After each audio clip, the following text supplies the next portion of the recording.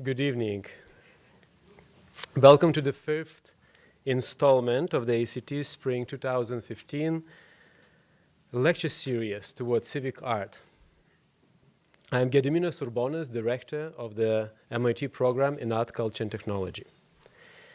In 2005, when the Monday night lecture series was launched, it aimed to bring together artists, cultural practitioners, and scientists from different disciplines to discuss artistic methodologies and forms of inquiry at the intersection of art, architecture, science, and technology.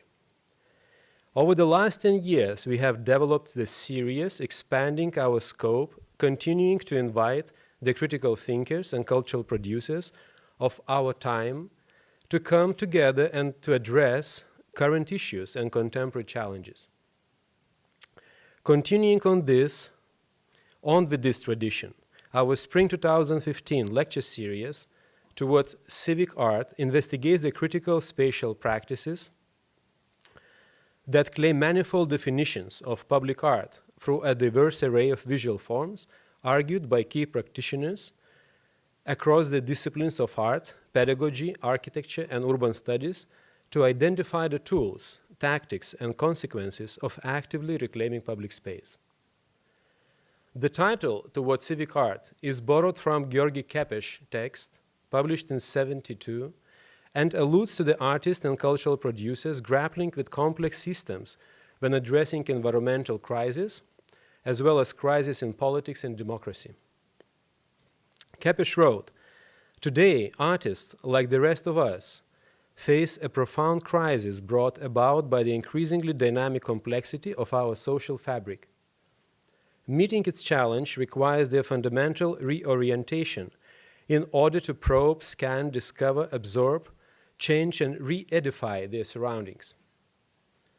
They must transform themselves as well as the social framework of the creative process. This imperative refers not only to the exploration of new tools and media, but also to the exploration of new ways in which the work of art and the public can come together." End of quote. The urgent issues Kepes saw emerging in the 60s and 70s still persist today. Kepes' vision of artists and cultural producers responding to relevant contemporary issues on a civic scale is a fundamental to the practices of the speakers whom have been invited to participate in this series. Tonight, I have the pleasure of introducing Rikkie Lutor. Lutor, co-founder of Learning Site, launched in 2004, will discuss her art, practice, and the political economies of place. The concept of a site is narrow. In contrast, place entails consideration of access, how social spaces and interactions are constituted, how spaces are lived, and how they mediate our material behavior. Above all, places are constructed by speech. Lutor's cooperative, Learning Site, was founded as a research-led and site-related art initiative with the aim of exploring ways of making art that assume the circulatory institutions of the museum, biennial festival, transnational art fair, and market as a grounding reality of art practice. Lutor's work has therefore explored the proposition that what an artist exhibits is a small fraction of the learning, knowledge, and intuition that drives production. Lutor has worked as a professional artist and professor since mid-90s. Prior to founding Learning Site, Lutor co-founded the collective N55 in 1994. Please join me in welcoming Rikkie Lutor. Thank you very much for inviting me here today. Okay. And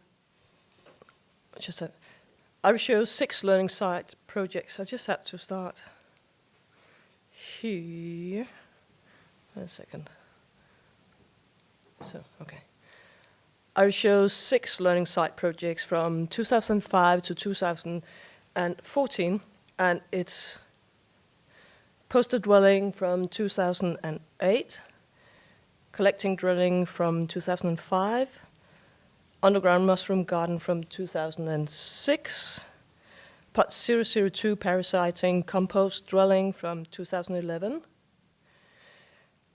audible drillings 0.1 and 0.2 from 2009 and 2013, House of Economy 2010, and House of Welfare from 2013.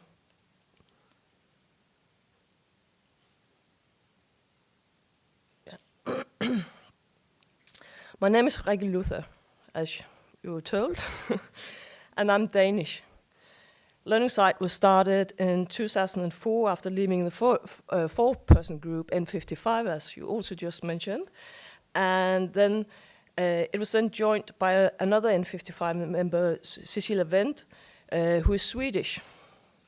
And we work together on Learning Site projects, but have also worked alone on some projects, often involving other people.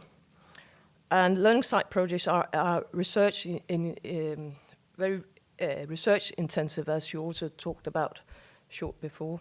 Therefore, collaborators have been important to Learning Site projects. To take a few examples, we worked with the Japanese architect Katsuya Namakura, and who you know.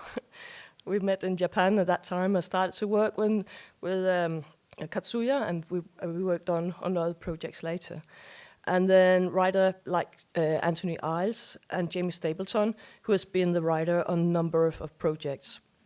The urban gardener, Nance Kleem, who you might know, she's based in Chicago, who works with soil, seeds, and plants. Jorge Castro, who's an artist from a Mexican group, Consequently. The scientist, Dr. Atomic Leo, a specialist in mushrooms. Graham North, a specialist in earth housing. So a lot of different people in relation to the different works and the different places the work have been taking part, where it had been done. For this presentation, I will focus on Learning Sites projects that shed light on the issues of pedagogic and learning. That's one of the things we discussed before, because I think the work could be really viewed from many different kind of angles. So this is one of the issues that will be included today. And it includes what we have called learning. I will also say something about the drawings and graphic components of the work, which we also discussed would be relevant for today. The drawing element is a preparation for the work and integral to the works, but also exists in a form of a giveaway projects and publications and so on. And then you can find the documents on our site, and we also printed the learning books for many different projects. All these projects I'll talk about today involve the interface between architecture and speech. Sometimes the relation is very direct. A house literally speaks. We'll come to that later. And other times we're talking about posters and graphic images, at others about pedagogics, and others about texts. I call this speaking architecture. So what is speaking architecture? What does it say, to who, and how? To ask those questions necessarily entails a crucial dynamic of places. Every place has a different power relation, cultural histories, ideological and economic characters, and pose different questions to different kinds of audiences. But place also means different kinds of exhibition context, audiences, expectations, and type of addresses. So how did learning come to this kind of practice? Learning Site, as we mentioned, was formed in 2004, before Cecilia and I was founding members of the group at 55, and it was formed of 4 members around 95, 96, and I just give I just show one piece here, and that group tried to bridge between ideas about language, ethics, reality, and persons, but we're not always successful. Here's like one of the works they called the snail shell system, which was a low-cost survival system. Each unit has space for one person. You pushed it, walk inside it, or you could walk on top of it. And they could be linked to telecom and electric supply lines. So we had made several of them so we could walk around with them. And our concerns at that time was housing, having a home and access to the city and reforming the city from within. Each N55 work came with manuals recording the process of making in our own language. And then this was actually just, I think, it should not be here. It's me in Moscow, 94, where half the parliament is burned down. But it's totally another thing. I promise not to jump around today. I hope we stick to the images that should be here. And then I told that all the projects we did was coming with these manuals. And then the group, this is the space frame, M55 space frame, one of the best known work of the group's work. And over the years of learning sites have added 3 projects to it. And it's POT 001, a passive solar heating and solar electric unit with water collecting roof. So it's like double concave. And that it was made for a show curated by Rikkie Lutor in Boulder, Colorado, Weather Report Climate Change in 2007. It was developed in our old locality in Copenhagen, and a learning poster was then sent to Boulder, Colorado, to be exhibited in a museum and various sites around the city. For this project, we thought it was more relevant that the work was based on our location, and we're not shipping everything and flying around. And then POT 002, a parasite compost pot built for a show on sustainability in Berlin, was added in 2011, and I will get back to that later. And then Pedagogical Island is the last of the 3 editions, built together with Nance Kleem, who I mentioned at the beginning. And here's the following learning poster.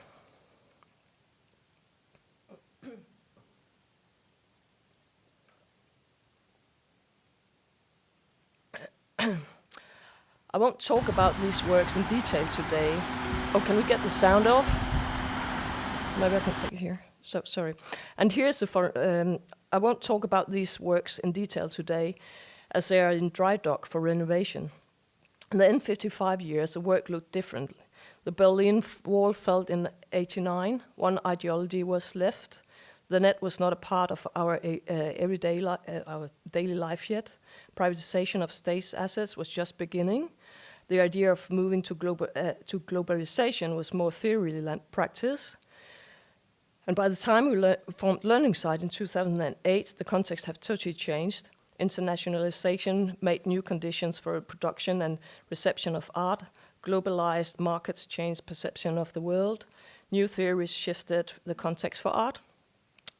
Politically, at least in the EU, the welfare state came under attack. That also changed state funding of art. There was a new stress on the individual, privatization of public assets, weakening the state power, increasing cross-national movements, and the buzzwords also changed to interdisciplinarity, deterritorialization, knowledge production, art as research, free culture and commons, etc. Many in the art world responded directly to those theories, but to us it ignored a lot. For example, the modernist style in Scandinavia was directly linked to the ideology of the welfare state. That is our context. This is where we speak from, so to say. So we conceived our project as learning. Learning happens in particular places. A place is more than a physical site. It includes a space. It includes the space's histories and current uses. It is bound to social, culture, economic, and political ideas and practices. To work with place involves an ongoing process of learning. Each has its own power dynamic, regulations, ideologies, and histories. And the audience is different, and also the address is different. The issue of place has been linked theoretically to the text called Learning Learning.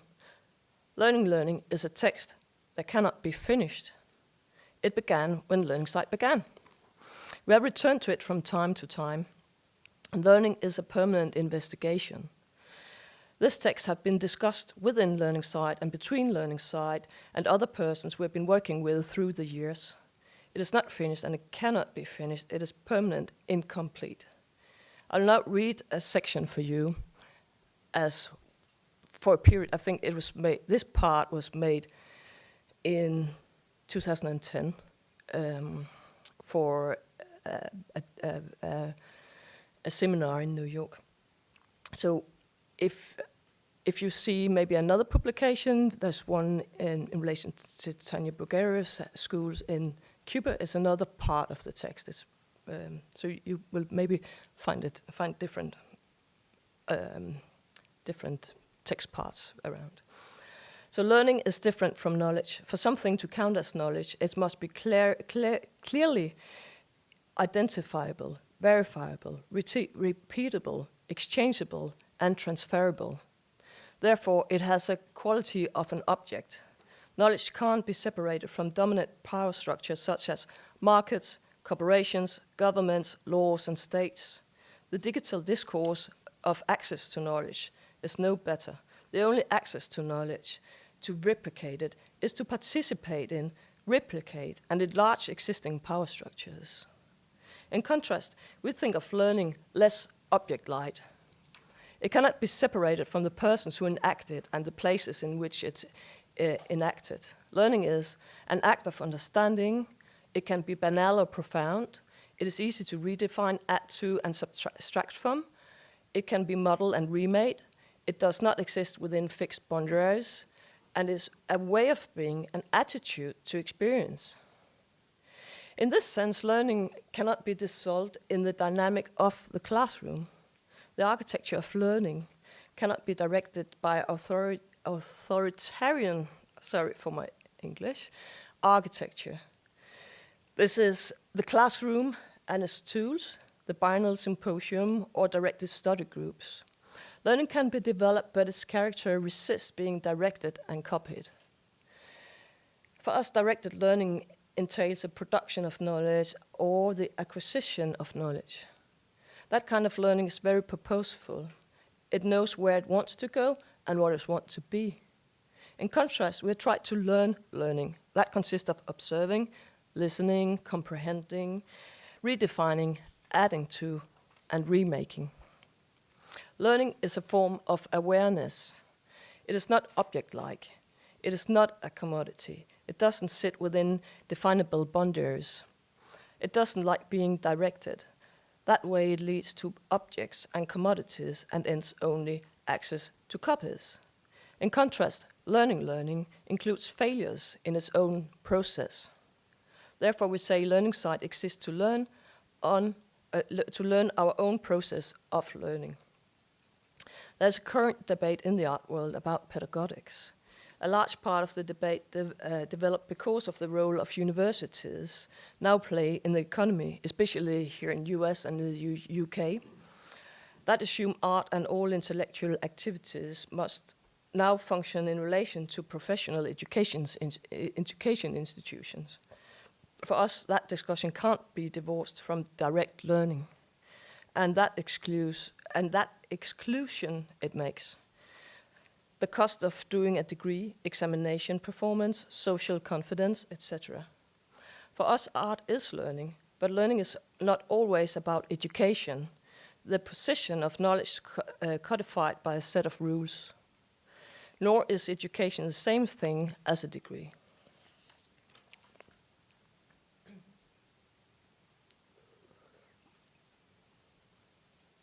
So this text is constantly changing. It is refined, then confused, then changed by circumstances. Learning is always wrong in some way. It is inconsistent. Written words make thoughts and action appears concrete. Often they are not. Our lives, our thinking, rarely conform to the logic condition of sentences.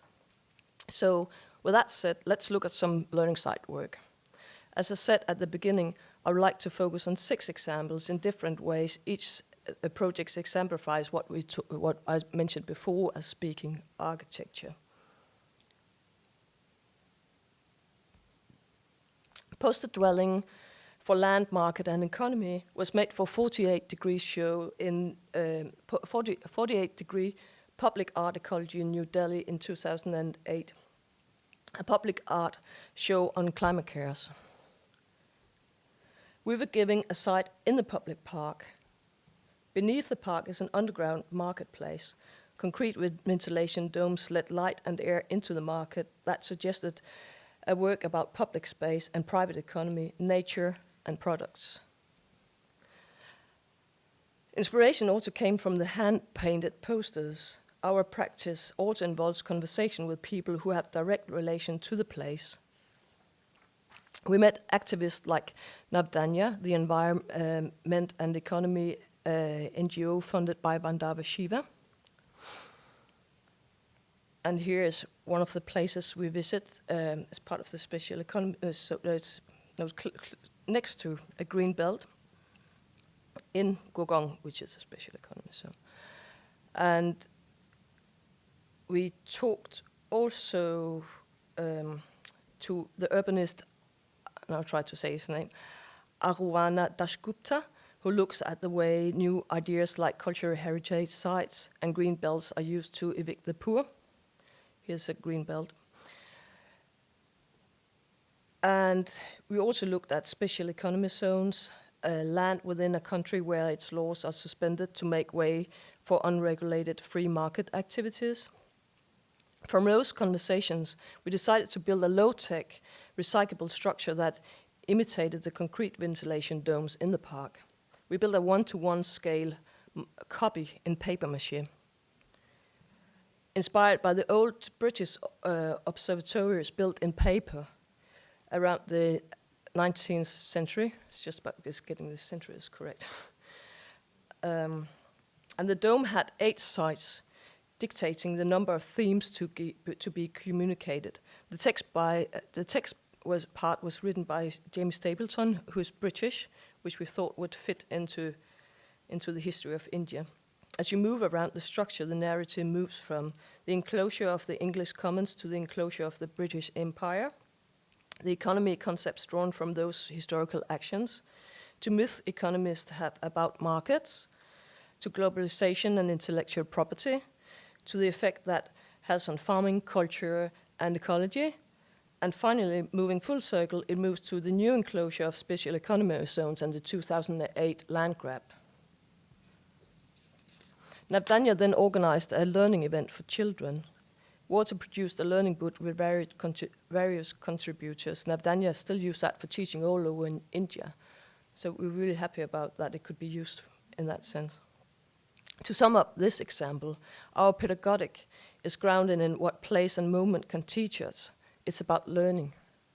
But when it comes to a residue of that process, a learning book, for example, then the issue is distribution and redistribution. In that sense, the conversation the work has with this place and this moment exists as long as the work exists in this place and moment. But where the work is recorded, as in a book, we move back towards the directed learning. The publication we make are object-like, they are knowledge. Learning then entails contradiction that can never be fully resolved. So I've been talking about place and learning. A key dynamic in the relationship is land. Land always involves issue of history and place, ownership, use and change, economy and law, but increasingly of investment speculation, land grabs, and climate change. For those cuts across each other is different from place to place. For example, British land use, the famous enclosure, had a different effect on British colony power in India. But in Denmark, the history is totally different as it is in France and Germany and in Mexico. For a long time ago, back in 2005, I did a project in Mexico with Julio Castro, as I mentioned before. It was an occupied land in the outskirts of Monterrey in the north of Mexico. The project examined the informal city and planning. Around that time, larger companies were merging and buying up land around all the major cities. The informal economy was deeply affected by the action of the banks, construction companies, and concrete producers. So at that time, when we were there doing this in 2005, it really started to change with the whole history of the informal planning. So here's a typical development which you see all over Mexico. It's a place, but without much more than small houses in concrete. There's no public space, no schools, no communal public infrastructure. The collecting dwelling project developed from work with local families, land occupiers, and architects working together. We learned from the local waste pickers, who are very aware of the value of materials floating around in the landscape. From them, the big concern is to earn enough money to build a concrete dwelling, for that is a building that cannot easily be bulldozed overnight. Instead of selling the bottles to a third party, getting 10% of the value, we worked out that it would be better to use the bottles to make houses directly on the site. That reduced the cost to around 10% of the usual building cost. So after the research and the construction of a dwelling, the learning poster was created that gives details for construction methods to as a larger issue. For example, here the environment and landscape is changed when the mountains are destroyed for concrete, and the benefit of recycling materials. So it's like all these different kind of things was added into the learning poster. And the learning poster was set up around in Mexico. And then inspired by the posters, people around Mexico started to use a method that they saw in the posters and build these kind of houses. So it enabled them to build the so-called informal houses, but with the kind of aesthetic that was normal associated with a formally planned house. And that also meant that they would not be destroyed. So the politic and economic of waste are very interesting and a good indication of the kind of political economy one is operating in. But as in all market situations, things are constantly changing. And in Mexico, the informal economy coexists with the formal one. But contrast like in Japan, where when I was there in 2004, I think you had this system. Some places around Japan, you were dividing waste into 44 different bins. So you would stand, and if you were finished with your lipstick, you had to dismantle into, I don't know how many different kind of materials, 4 or 5 materials, and put them into them. So it's really different behaviors you have with the materials. And it's in Japan, it's randomly collecting garbage. That when I was there, it was like illegal, and recycling was a big industry. The garbage had a big economy value built into the formal system, and I remember that was cases that people was taken to court and sent to prison because they took the stealed garbage, which is not garbage. So, correct me if I'm wrong. And here's another way of speaking about the issue of place, land, and economy. The project examined the way systems can be connected with each other and what happens when you transfer know-how from one place to another. Although this project drew on a special condition of Singapore, the concept for the project had its roots in a drawing I did in Mexico in 2004. I thought this might be a project I could carry out the following year in downtown Chicago together with Brett Broom from another group, Temporary Services. As you might know, Chicago the city is unique for its city farming downtown. That didn't happen, but the idea remerged 2 years later in a project in Singapore. An underground mushroom garden was a part of the Singapore Biennale in 2006, where I worked with your colleague from Tokyo, Roger. And as usual, after receiving the invitation, some research were done. And Singapore, it's an independent Iceland city-state. There's a large population relative to the amount of land. Here you can see how the Iceland is growing in diameter.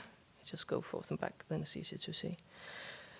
In the 70s, around 33% of the food was grown locally, but in 2006, when we were there, it was fallen to just 3%. That was because the government had been producing land by leveling mountains and importing aggregate materials in order to extend the country into the sea. Actually, a process that's similar here in Boston back in 1870s.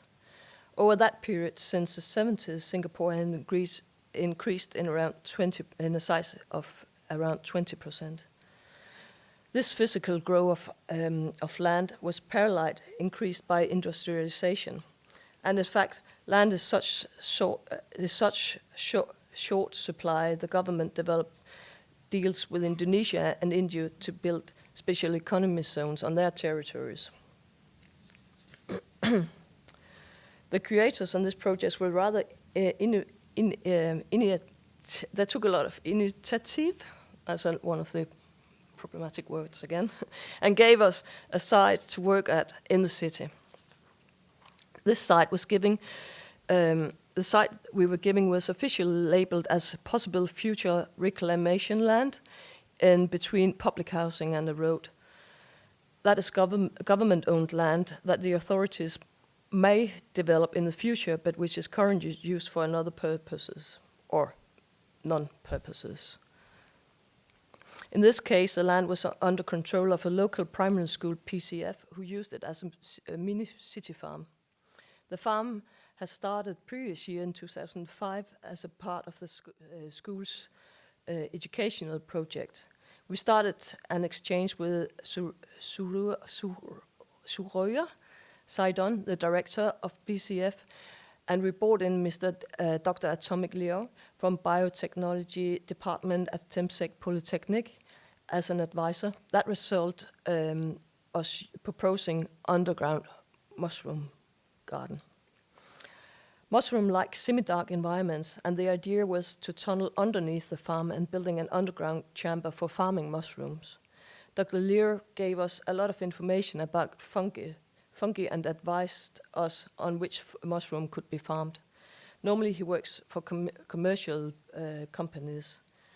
So this project was then intended to work with and expand on the school's own pedagogic, which were much focused on giving children hands-on experience of farming and the natural environment. There were also a nice overlap between Sarah Sidon's pedagogical views and ours. Failure is learning process, and learning is a failure process. That converse of views was fortunately, because as sometimes happened, there were a few problems. Communication were lost in the system of the biennial. They didn't get the permission in time to build underground, but fortunately we had a plan B, anticipating the possibility that the proposal accepted by the curators might not actually happen exactly as it was in the original proposal. So our plan B was to work with the experiment room the school was setting up. That involved building a one-to-one scale model of the underground mushroom garden, and this is what actually happened. So again, I worked with the Japanese architect Katsuya Nakamura on the design of the structures, which were rendered in cardboard. Within the period of the biennial, the model had a dual function. On one hand, it was an artwork, a part of the biennial, and on the other hand, a learning project within the play school. The school and children maintained the farm, harvest, and cooking the mushrooms. And also the knowledge we gained from this project was recorded and distributed in 2 learning posters. The poster was installed in a room together with a one-to-one scale model. So here's one about how to construct underground. And then poster 2 was about how to farm the mushrooms. All the knowledge that we got from Dr. Atomic was then put into this learning poster. What we did not foresee was, when starting this project, was that the Minister for Education came by during the biennial and was inspired by the work. Singapore is organized in a very top-down way politically. The minister dictates the pedagogical practice of the classroom. But having seen the work, then they gave Sidon the right to further develop her pedagogic ideas about hands-on education at the school.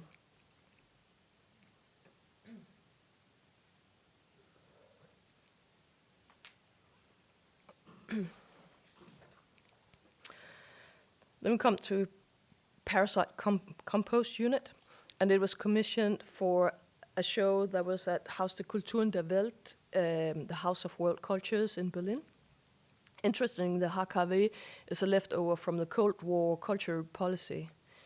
As you may know, Germany was divided in two after the Second World War. In 1945, the pre-war capital, Berlin, came under the control of four allies: the US, the UK, France, and the Soviet Union. But as the Cold War developed, the western sector of Berlin was isolated within what it was called the German Democratic Republic, a satellite state of the Soviet Union. So the House of World Cultures is in the middle of the large park called Tiergarten in the Old West, and on a road called Foster Dulles Alley.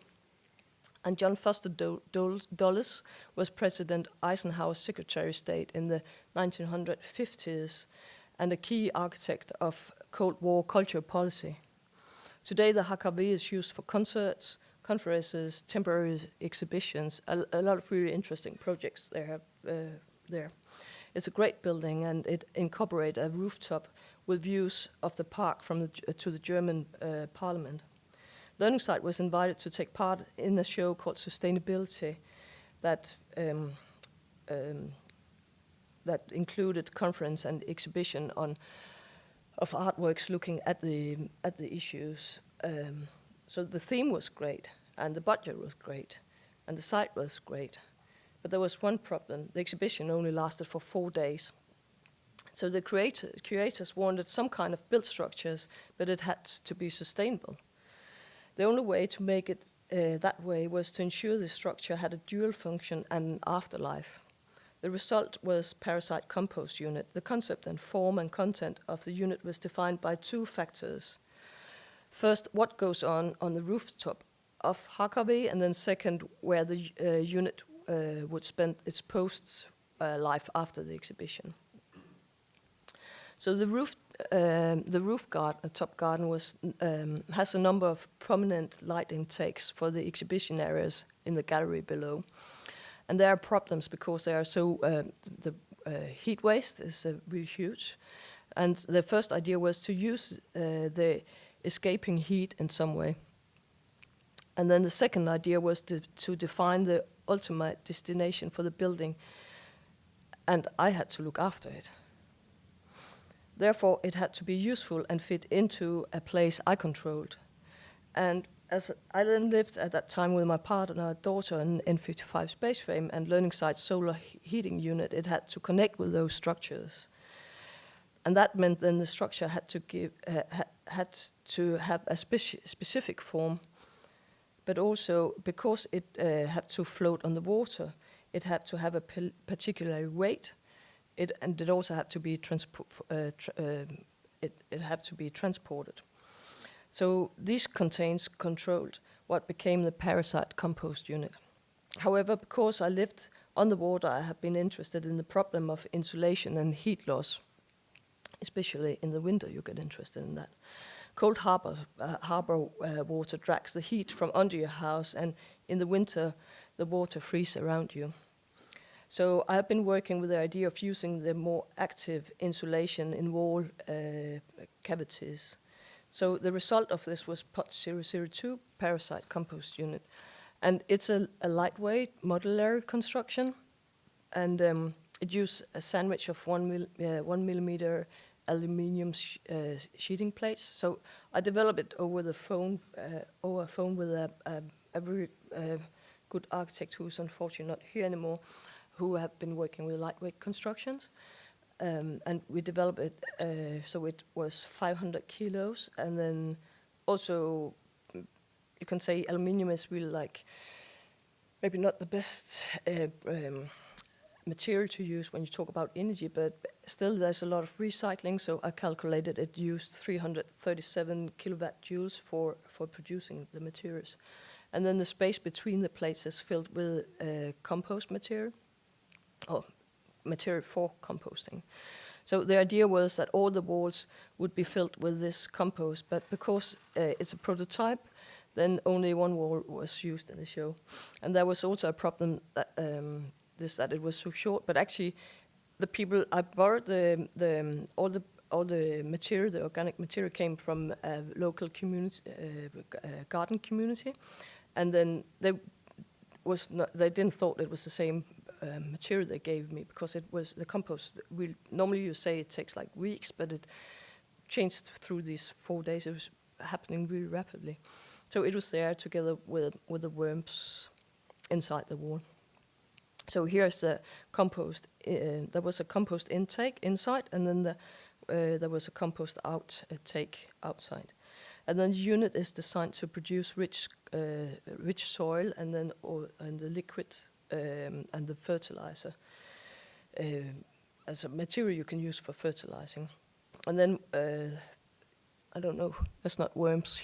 You can't see worms here, but it's also very important for the compost process. And then the window, as you can see here, was placed inside the structure so visitors could follow the process. And the heat inside a compost pile can reach like 50 to 70 degrees Celsius.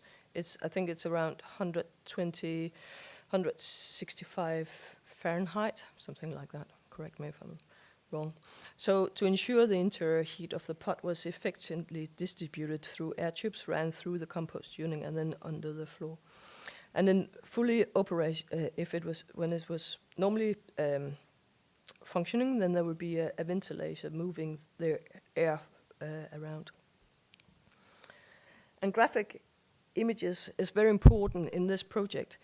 In part, this was because the overall form of the pot was determined by that of the N55 frame it had been working with before. And in part because so much have changed since the building was created, and a new visual vocabulary was necessary. Therefore, the exterior walls of the pot too was conceived as a display of images that recorded its own making and future.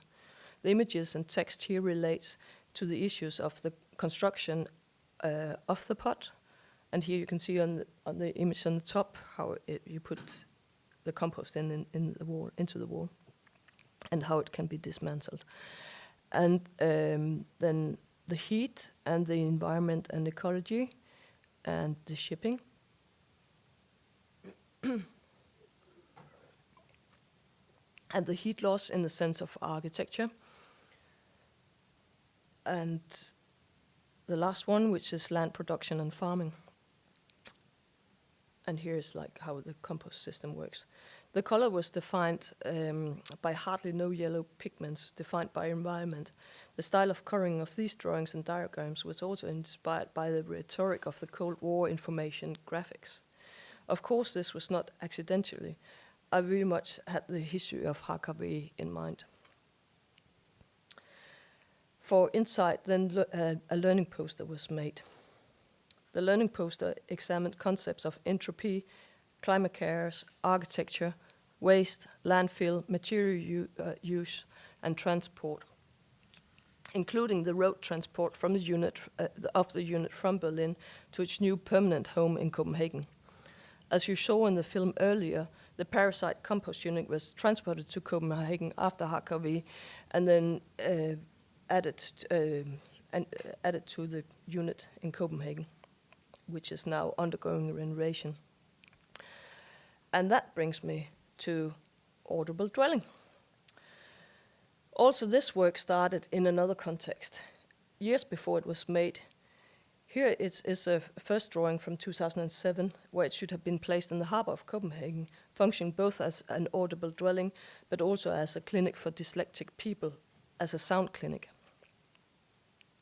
And that brings me to another story I could use the rest of the night for, but I will not do that here.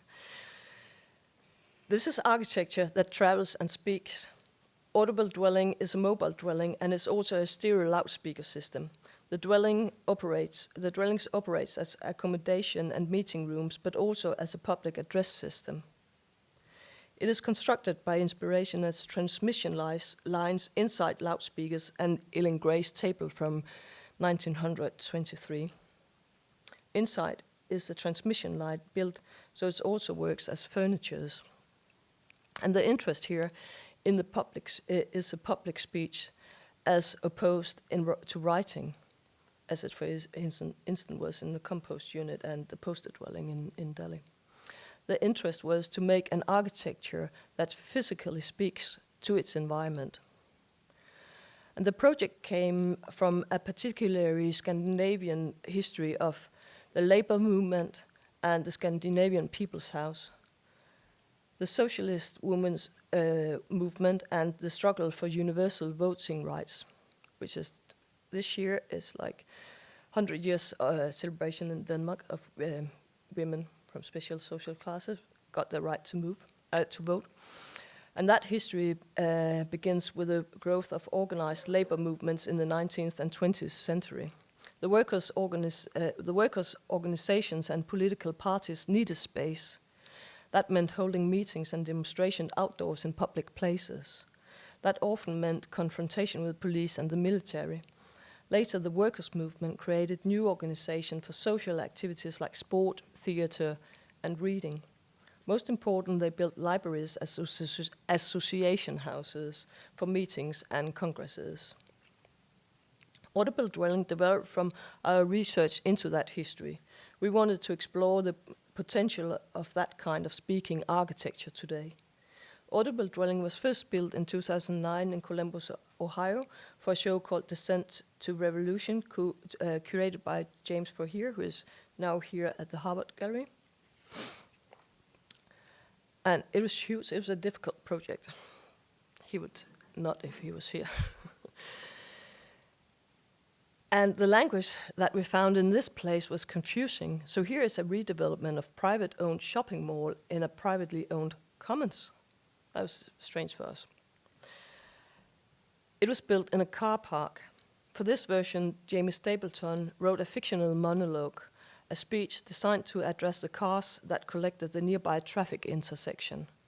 That character is a sort of female shock jock who gives her view on ideological merits of traveling by car rather than walking, which is for losers.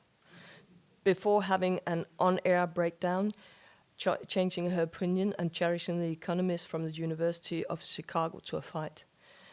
So she had to shout loud because she's in Ohio and he teaches in Chicago. The text and record can be found on the website. After Columbus, the structure was dismantled. The main parts were stored and later shipped to Sweden. There we reconstructed Audible dwelling 0.2 and reduced in size to meet EU standards for road shipping.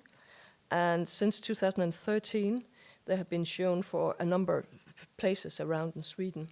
Here it's in the transnational Harbour Copenhagen Malmö Port CMP, a private and public owned company.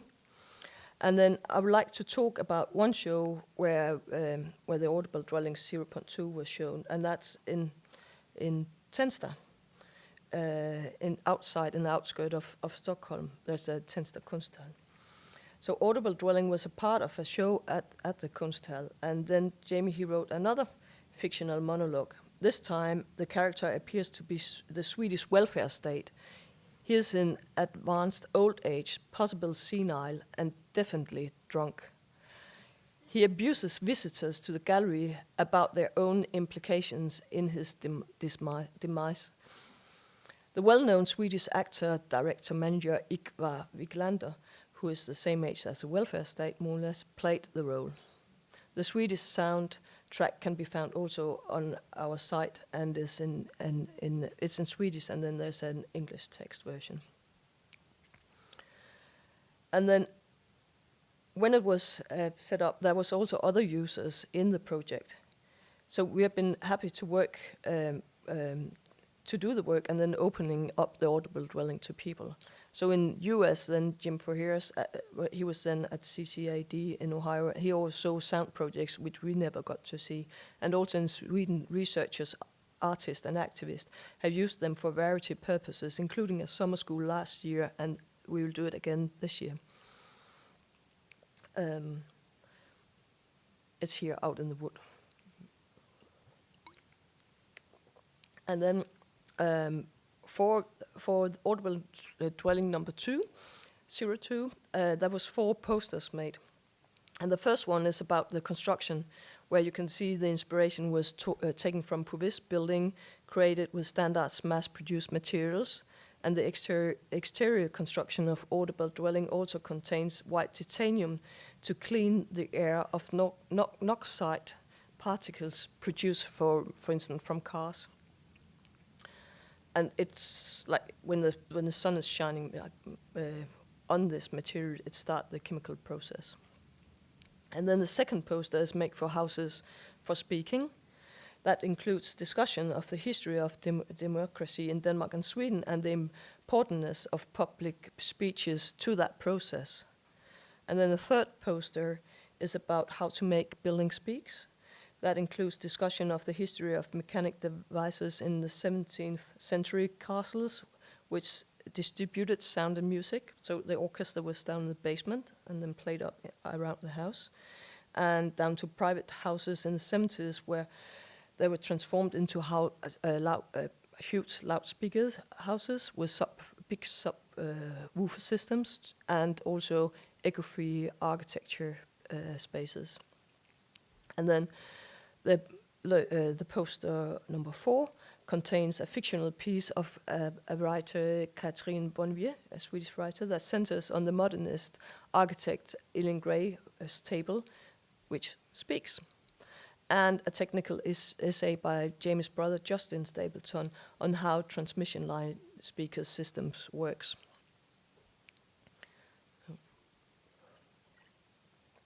And then the last project for today.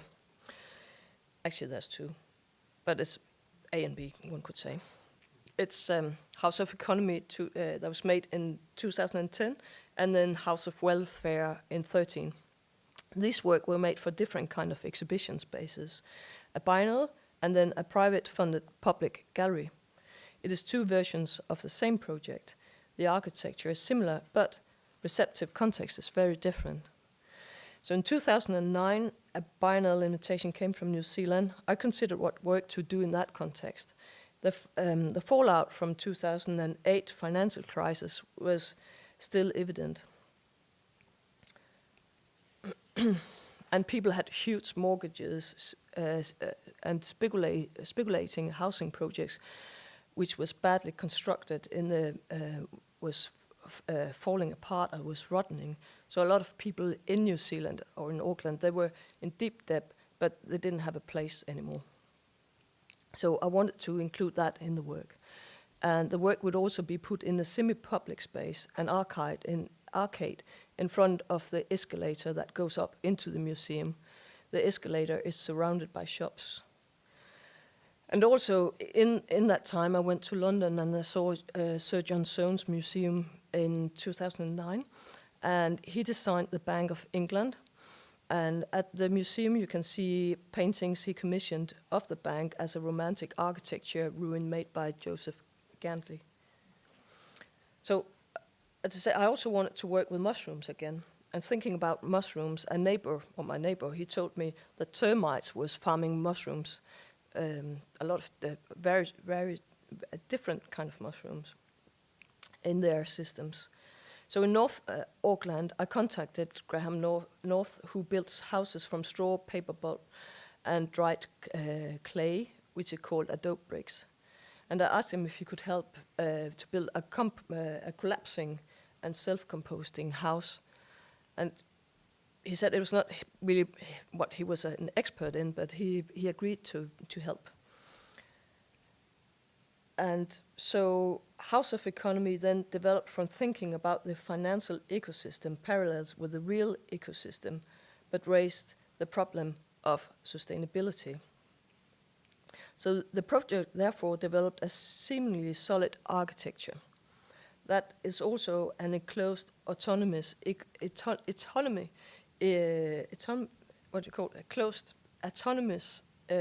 ecosystem. By growing the system, it destroys its means of survival. The mycelium was built into the wall. It creates a rhizome that feeds on the interior walls. Then mushroom pops up if you water them. Mushroom help the compost process and don't need much light. As they spread and grow, they eventually destroy their own environment and the structure collapse. For this work, Anthony Iles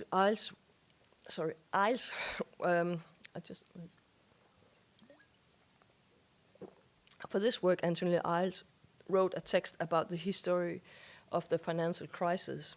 So Anthony's essays explore a cultural history of a financial crisis from the tulip bubble in Holland to the South Sea bubble to 2008.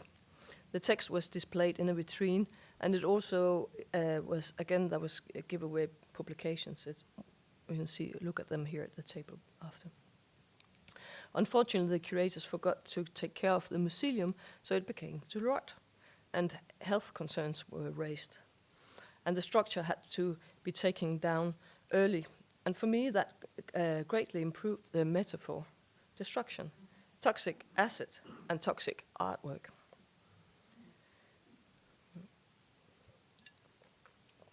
And then in 2013, the curator Lars Bang-Larsen asked to remake the work for Raven Row in London. The show was, one of the issues of the show was psychedelic, related to the work from the 60s and on. So Lars made the kind of connection with mushrooms. But because the way I work, I cannot just repeat the work. So the physical place and the historical moment are crucial components of the work. Also, things in politics and the economy had changed. In the wake of 2008, banks who had got themselves into trouble were allowed to swap with worthless toxic assets to fresh capital. In this sense, that meant taxpayers in nation states took on the debt of banks, and banks got bailouts. That results in EU, and particularly in UK, where huge cuts back was done in the welfare budget. So while speculators in London's financial district helped cause the 2008 crisis, downstream the poorest shoulders the burden. So the new exhibition context was very important, and Raven Row since it's a private-funded public space near what is called City of London, and London itself is a huge city, about 9 to 10 million, about 30 miles across. But what is called the city, the old ancient heart of the metropolis, is 1 square mile. For centuries, that had been London's financial district. Raven Row Gallery is a maze of small streets that were there until 20 years ago, farmed for jewelry and bullion dealers. Rather than remake House of Economy, it was necessary to take account for the particularity of place and time. So the old collapsed House of Economy therefore became the House of Welfare. That work also incorporated as an artistic mobile in mold of Alexander Calder, who we have around here, with his modernist primary colors replaced by wood and gold leaf. I also commissioned a new text by James Stapleton called California Screaming, Wake Up and Smell the Patchouli. The text was traced for twin stories of state funding of art in UK and Europe, which after World War II was conceived as a central part of welfare spending. And the concept of freedom of expression was more directly influenced US policy. About 2 weeks before the text was due to go to press, the Snowden revelation hit the press. So the final text included a chapter on the likely impact of surveillance on freedom of expression and digital culture. And so it was a strange summer because the text had to be rewritten constantly. We tried to write it a little bit like in a more like daily life sci-fi sense, but then every time we woke up, then we were behind. So, like everything else, you can download the text from learningsite.info, and here we will end with a collapsing house, and that's it. Thank you very much.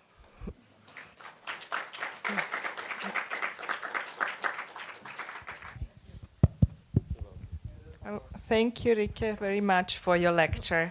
Your work is really inspiring. And now, in the context of this lecture series towards civic art, I would like you to speak a little bit about the engagement of the different audiences in the different places where you work. These types of posters that are produced and the wonderful visualizations that you make a part of the sculptural work, very important. And It is about dissemination of the work and inviting people to kind of replicate the work. Could you speak a little bit about how do you actually follow up on that, what then people take on, so to say? How do they learn from these projects, and how do they, so to say, engage with these posters? Is the kind of documentation of these replicas also part of the work? How does that feed back into then your own work once you see how people, so to say, engage with your work? So it'd be interesting to know. Thanks. We don't really we don't take it back into our work, but as much as we can, we follow it. So we were, it was more Julio in the case of Mexico, that he distributed around different areas in Mexico where he came, and then he heard about that people what have happened. But it was not that we go into dialogue and documenting it and take it into our work again. We make the work and then leave it. And also, for instance, in India, then they use here the learning book. It was not us that said, "Oh, use that in your education program." They found out that after working with us and using the situation for education, they found out that it was useful for them to use in the education, and then they have used it for. So it's just that we heard that they were using it when they were in all their different kind of educational programs around in India. So in that sense, we are not following up. And also, for instance, the case in Singapore was just we heard about that the ministry had been there, and then that feeded back to the leader of the kindergarten, that suddenly she got the permission to change her pedagogic. And of course, we're really happy to hear that, but it's more like some sort of feedback. We cannot calculate with that at all.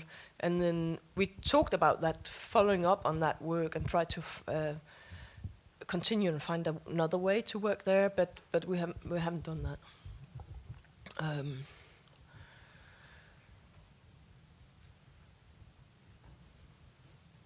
And it's like with the audible dwelling, it's not like do it yourself thing in that sense. So it's very different how it should work, I think. So is that?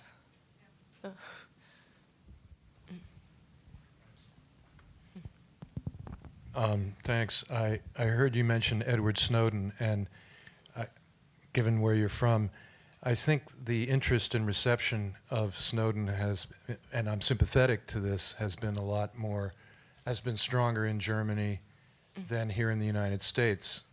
Something that I find a little disturbing, that there hasn't been more. I mean, I'm not saying people reject him necessarily, but I don't see the kind of public interest in those revelations that I gather is the case in Germany. And since you mentioned him, I wonder if you could maybe speak to that a little bit. What the reception has been like. I know that there have been attempts to do parliamentary investigations in Germany, which have ended up being blocked, at least for the time being. Former NSA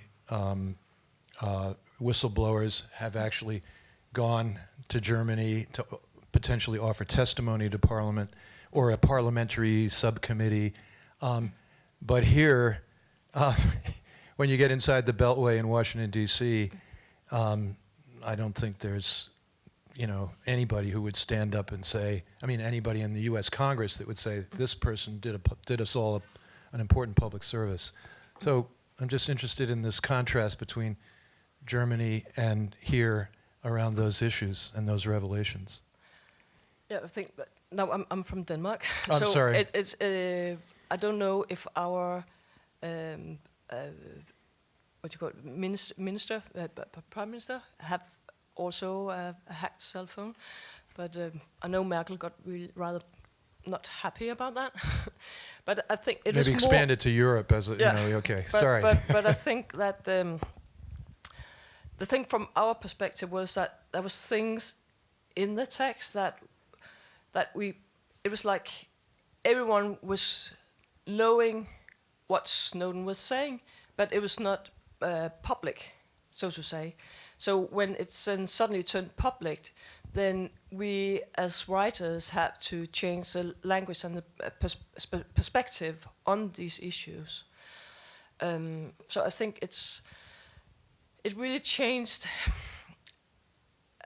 because before it was like guesswork. It was like everyone knew it, but then suddenly it changed the perception, because suddenly it is outspoken, and therefore it had to be discussed. And of course, especially in democracies like we have in Europe, that we have to stand up. And but of course, there have been cases before that as well.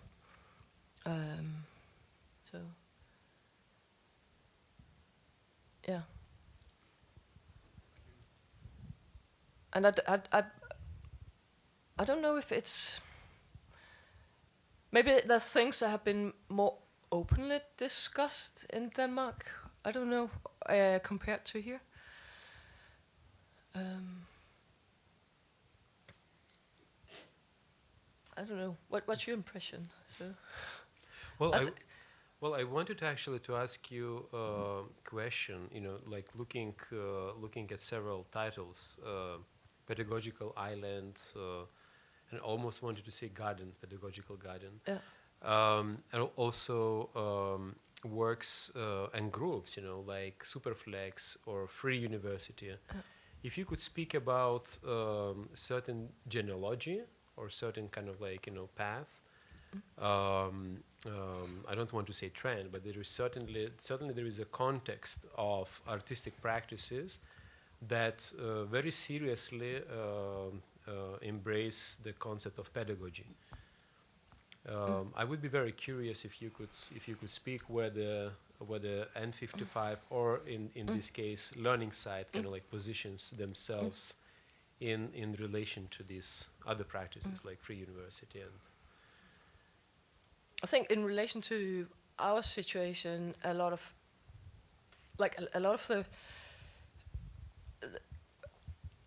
the things that was done in the 90s, suddenly the context have changed, and it was suddenly absorbed. It's taken sucked in from systems that gave the work another kind of meaning. And thought, oh, what happened there? That was not the idea. And of course, as an artist, we want to control what we're doing, and we lost control in some ways. And then I think we saw, I don't know with the other ones, because I think a lot of things have happened really parallel, but it was like this kind of the process in the work was a place that you could go in and include more in the work, because that was it was not to touch that area. And of course, it's also from Britain in 1997, there was this idea about knowledge economy, and at the same time there was also, because we still have free access to universities and free education, so suddenly it started to be more and more a commodity, and also like knowledge was a new thing we have to invest in. And so as artists, I think we always like we are in a society where we are relating to what's happening around us. So,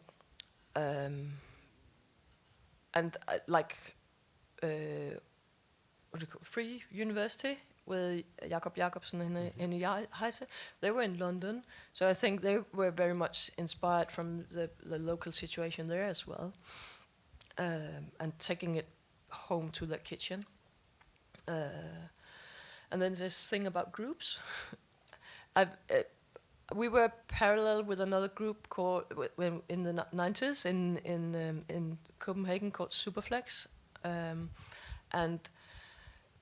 we didn't knew that they were a group. So we met. Oh, you also a group, and we found out. Oh, you also have a web page. So if people had computers, then they didn't have access to the net, and if they had access to the net, they didn't have a web page. So we could just sit and look at each other web page. So I think it's very much like it's just happening.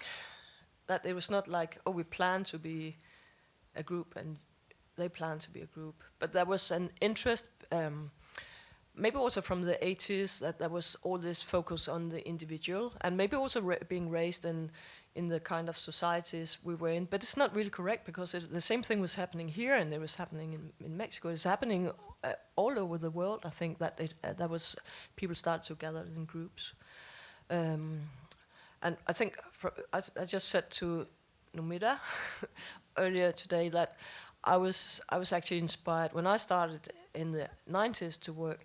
I was inspired by what I saw in Russia, what was happening, because in Russia there was this tradition for an ongoing discussion and working in groups. So I was very much inspired of a group they called Medical Hermeneutic. I thought, wow, that could be interesting, working in a group as an artist, because that's something. And if you're an individual, there's things in the work you just have to have going in your mind, which you don't communicate so much, and that's a very interesting part in the work. So I think it's really interesting to try to see if you can create the language with other persons, because there's something happening. You can't make the same kind of work alone, I think. So that has been inspiring for me. But I don't know if I've answered also the Snowden thing. Otherwise, you can read the text. It's also online, so, or we can talk about it later. Yes. Hi, I enjoyed your learning manifesto very much, and I was wondering, I'm interested in pedagogy, and I was wondering if you have certain authors, pedagogues that you have read. I felt there were, but because we read the things we like into other things we like, I felt there was a little bit of the ethos of Paulo Freire from Pedagogy of the Oppressed, and maybe also Jacques Rancière, and I was wondering if those were things you are interested in or not. I think we try not to really read too much about things, because then we get very much. It's difficult to then think sometimes. But of course we've been reading Fire, and also like I've been looking into F.C. Turner, who is parallel with Friday. They actually didn't know each other, but he was doing the same on architecture in South America, and I was very inspired by him and his work and his thinking in relation to how you could both think architecture and but also pedagogics, and that's also Illich, and like the Italian Cecilia Cecilia had been working with pedagogics for many years and been teaching, but what are they called? What is it called? You know, the kindergarten, they're all over here. Montessori. Yeah. Mm-hmm. So looking into their pedagogics as well. So yeah, that's different things we've been looking into, and I've been in discussion with the Stockyard Institute in Chicago, if you are familiar with that. His idea, Jim, who built that and developed that, it's very much how can you think art in and use it in pedagogical terms and give it use that in the discussion with the audience, so to say, so that is implemented in the work. But also you mentioned the classroom idea of kind of like, you know, educational learning, like learning side, but also pedagogical classroom. Yeah. Can you speak about that in terms of infrastructure? Yeah, but that's another thing in pedagogics, that the idea about, for instance, the city as a classroom that you go. Actually, it's implemented in the normal school in Denmark now, that the children should not sit in a classroom; they have to go out and learn. So, so I think that's very much what that we have to go in different places and like receiving and being in dialogue with the place instead of sitting just in a closed space. So I think that's more what we mean. So. With the classroom thing. So.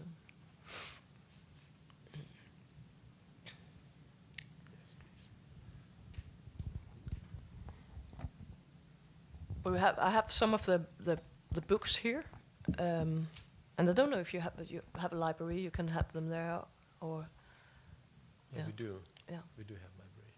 So it's just a few of them. So Yeah, I'm very interested in how you started thinking about architecture, speaking architecture, as something that is not the dominant way that we usually approach the world, which is the visuality of it. So is that a purposeful strategy to go against the visual when you allowed the architecture to actually speak? it's both like in audible drawing. It is like direct. It could like speak 5 blocks down. So, but it is also like more that you think about that is that the meaning of them they are speaking. That, for instance, also using it's with a text on the houses. So there we were more inspired by the old idea about newspapers as wallpaper. What do you call it? Not wallpaper, but like when Posters, banners. yeah, when you have newspapers on the walls. And then use the architecture for that. But also, I think for me with architecture, it's like it's really like it's dominant because it takes the space, and it's different from if it was an actor that was performing and then leave again. You have this big space, and it's really like a volume. It takes the space, and then so I think it's also the more abstract idea that you think about the houses are speaking. They're not just standing there, because it is a part of what is like all our, especially you can see it here of MIT, all the ideologies that's really like put into it. So they're nearly like. So I think it's also that aspect that we're interested to put it, into the thinking about architecture. So. Yeah, I would like to kind of like pick up on that. Each of your project kind of like makes a type of research into the history of architecture, right? And quite often into the history of the modernist architecture. How do you see that project kind of like unfolding as critical inquiry? That's what I'm more and more questioning myself about. What is that kind of history that we're interested in? I think it's very much it is like our own history. So it's there. We're interested to try to understand what is it that's going on there, and what is it that's very dominating, which we maybe can't see. So therefore we continue to try to look into it. But also what is it there's that it looks like it's there, but it's not there anymore. So we are disturbed visual, because it says one thing, but the reality is different. So it's also that schism in it. And I think that's what I tried to sum up in the beginning about how the contexts are changing and how you then get disturbed and what can you then do. So, yeah.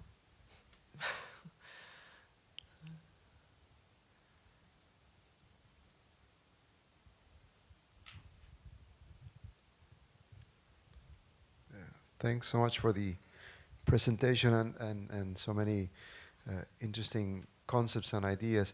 Perhaps we could expand a little bit more, if it's possible, in that relation of how a couple of points, perhaps, and try to expand on this. One is the issue of audiences. Asra, asked before, what is the kind of reception, or what is the process that, where kind of the audiences participate or receive this work. Yeah. In which ways it's both part of your, call it, control of the projects, and how these projects become uncontrollable once, audiences work with them. But the second part is what you were talking about, the question of architecture and speaking, which I think is quite interesting. There's an issue of, walking in the city and understanding the city from Desserteau onwards, sort of to think about the kind of the situationists and how we see the world, from getting lost and being not aware, perhaps with Benjamin, of the presence of architecture. Perhaps a part of the interesting contradiction to develop, let's say, is sort of Benjamin suggested that architecture is a form of art, the reception of which is made in state of distractness. So part of the power has to do with that. So the question becomes, when we try to make architecture conspicuous or speaking, meaning we become more aware of it as an object, then perhaps its capacity to affect us in state of distractness, is transformed. I wouldn't say and heightened or diminished, but is transformed. So the question of the speaking is very interesting, whether that relates to the speakers themselves as a device or as a medium, or as we as society speaking about the power that is connected to what we don't see. So I would like if you could expand a little bit more on this notion of speaking, not only from the question of the medium that you use, but actually how you understand the cities in general, civic art as in general, and then what happens when you lose control over these projects in relation to audiences? Is this a kind of the last image that we have here, is that part of the kind of, it broke, but it's part of the kind of concept, lack of control over the project, or it happens? And in the last one, the plan was it should happen. So, but I think back to this, I start from behind this about losing control, because I think I learned from a project I did in Japan with 78 students, and they called Walking City, where we built variable houses, and then it was a change to a city that was like existing, I think, 50, 60 houses, and it walked out of the school. And for me, that was really like losing control of the work, and that was new for me. So I think that inspired me to how can you both have the control, but also how can you open it up so you lose it, because that's a way that it then starts to produce a history in itself. And that leads me back to your questions about, of course, we are aware that we grew up with this situationist, so to say, and also especially in Denmark, with Asger Jorn and all that history. And I think for me it is like, I have been very interested in architecture, and I always, when I come to places, I walk around and look at these houses, and I'm just, what is it? What are they saying? And if you come to Detroit, we talked about that earlier today, when I was in Detroit in '98, and I saw General Motors companies or the factories that was closed down, and I thought, I was just, hey, am I in Detroit or am I in Moscow? It totally looked the same, but I think the meaning is very different. So like all these things there, I couldn't ask the buildings. So I had this like, there's so much power and meaning put into the buildings, which you can't see, so you have to questioning it. And I think as a person that just walk around in these big monuments, I'm interested to go into dialogue or try to hear what is it, like knock knock at the door. So in that sense, I think that's my interest, to try to make that discussion. And in that sense, it doesn't matter if like the project have loudspeakers in itself, like very directly. And then also with the audience, I think, for instance, like a project like in Delhi, it's like, it's put into this, on top of this marketplace, but it also means that a lot of the audience was just like trembling over the work. So, oops, what's that there? And I think in some way, it's very annoying with art out when I have to go to the station or whatever, then what is this art doing here? Get away with you. But on the other hand, it's a way that when you put art in places like that, it goes into another kind of dialogue. And I think for me that's and I think it's an interesting room to be in. But also I have to say that it's normally not permanent what we're doing. So it also give it another way in relation to go into the discussion with the audience. And I think you can never, like, you can. It's not that I want. I don't think that you can control the audience, because art is a discussion. If there's no audience, the art is just there in itself. So then there are no art there. So it is like an exchange with from in between people.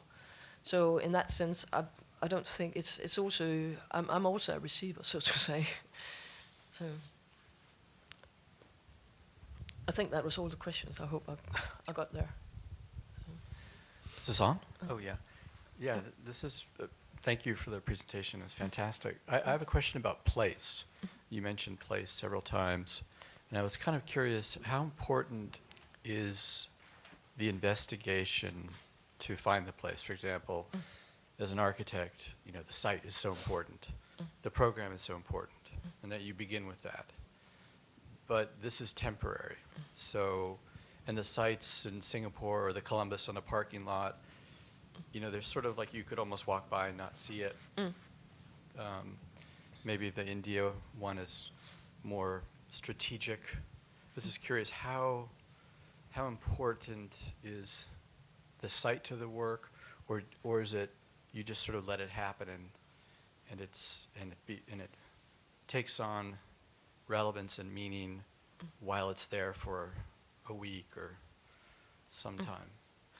I think we always have, like, there's certain things we continue to be interested in, like land. It's just like going on year after year. So we come with we have things in our history and things we're interested in. So we often look into that. So we bring that with us to the place. But at the same time, it's also of course it's also very limited. I've never been to India. I don't know a damn shit about India. So I can't, but that's also why we want to go into communication with people there, and we work with like urban planners, and we work with Navdanya and Vandava Shiva, and to try to talk to them, and they were happy about that we came, so they could have a place to do their work, because it's actually not so easy for them. Even they're well known all over the world. They were happy about that we came, so we could give them space. So it's both the place we come to, and sometimes we choose it. Other times we're giving the place. For instance, like I mentioned, in Singapore, we were giving the place that, would you like to? You have to be here in this area.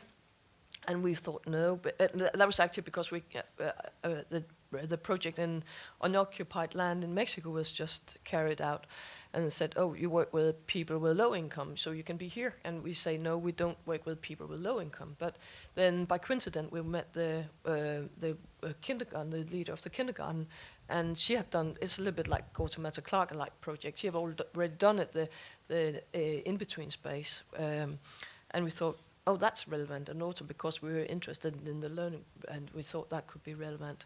And there were so many topics in her work that she already done the work for us, so to say. And then that we could go into that dialogue, and then the place formed, in some ways it formed, but also as I showed in the drawing, I did the drawing in Mexico like a few years ago, and we tried, can it be in Chicago, could it be in Mexico? No, and then it ended up. But there was a possibility to do it. But then it gave meaning because of these things we learned from the place, in I think in Ohio, it was we went there, and then we traveled around in the city for a week, and the history came that the plane was delayed. We came that late in the night, and then we were driving around in all this on this asphalt, and we said, we would really like to go and sleep. Please just give us this place. But we have to drive on this asphalt, and the houses are in the middle here of this big parking lot. I didn't mention that, but on the image there's, or on the parking lot, there's two inherit houses. So actually the colors of the audible dwelling is taken from these old German brewery houses. So there was two of them. The idea was first that there should have been one audible dwelling, but then inspired from the place already, then we made two. So in that sense, we go into the dialogue with the place and try to look at that.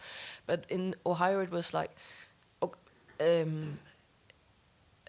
because I think at that time 33% of downtown Ohio it's asphalt, because it's better. There's more income and it's easier if you demolish a house and put asphalt on it and just rent it out to car parking.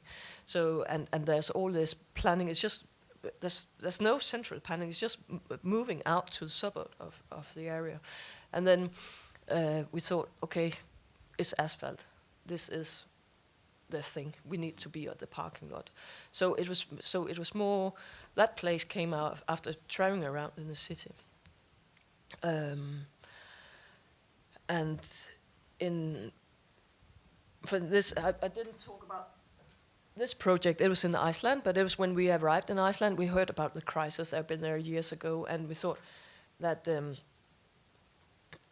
it's strange because they're building all these new things. There's cranes all over, and there's all these things popping up all over. But then when we came a little bit closer, it was like freeze. Everything was start to rust and demolish, and because it was from the day when the crisis arrived, and then all the production was stopped. So we used these monuments, so to say, of the crisis to build new banks on. So in that sense, we had some ideas before we came what we'd do, but then suddenly the setup was just there. So it's when we come, I think we try to find the right setups for where we think, oh, here could something happen. Yeah. Thank you. So, Yeah, just maybe to add, to this question, that perhaps, in many instances, your work is not only kind of like looking for this chance, of the place, but the work itself becomes a place. Because I think this idea is quite interesting, to consider that the work can insist, to be a place, to become a place, not only kind of like to be, be a part of a place. Yeah, Yeah. yeah. Or to be installed in the place, Yeah. but to become a place. Yeah. And I think this is what your work does through its pedagogy, and I think this is, this way of kind of like understanding the speaking architecture, right? It's also thinking what can make this kind of like power, to be extracted from the architecture, because we know that power is kind of like camouflage, it's very well hidden within the architecture, but as you just very poetically said, it needs to be knocked to come out, it needs to be extracted, it needs to be mined, Yeah, I think this is what is happening. In your work. Knocking doors. Right, and this is what we try to do for this lecture series, knocking at the doors of different disciplines and make the power structure speak. Yeah. So thank you, Rikkie. Thank you, Rikkie, for joining us tonight, and thank you, everybody, staying. Thank you very much.